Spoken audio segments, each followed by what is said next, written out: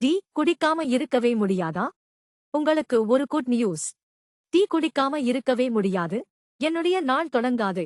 எந்த வேலையும் ஓடாது என்று சொல்பவர் நீங்கள் மட்டுமில்ல. பல கோடி நபர்கள் இருக்கிறார்கள். தேநீர் குடிப்பது என்பது ஒரு உணர்வாக மாறியிருக்கிறது. தினமும் குறைந்தது 2 முறை தேநீர் குடிக்கும் பழக்கம் இருக்கா?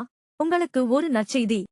தினமும் 2 கப் தேநீர் குடிப்பது உங்கள் இதய ஆரோக்கியத்தை மேம்படுத்தும். பக்கவாதம் உண்டாகும் அபாயத்தை குறைக்கும். தேநீர் என்பது புத்துணர்ச்சியூட்டும் பானம் மட்டும் கிடையாது. இதில் கார்டியோவாஸ்குலார் நோய்கள் ஏற்படும் அபாயத்தை குறைக்க உதவுகிறது என்று சமீபத்தில் ஒரு ஆய்வு நேஷனல் லைப்ரரி ஆப் மெடிசினில் வெளியாகியுள்ளது.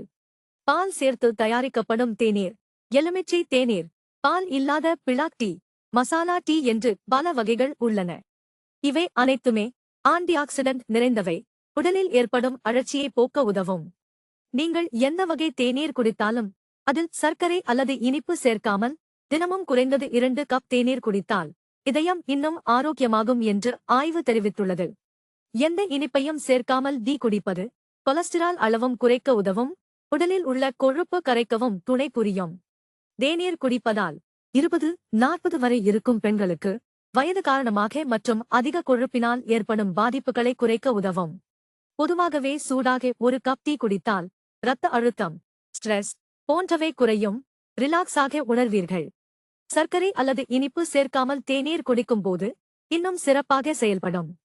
எந்த வகை தேநீராக இருந்தாலும் இனிப்பு சேர்க்காமல் குடிப்பதை மறக்காதீங்க.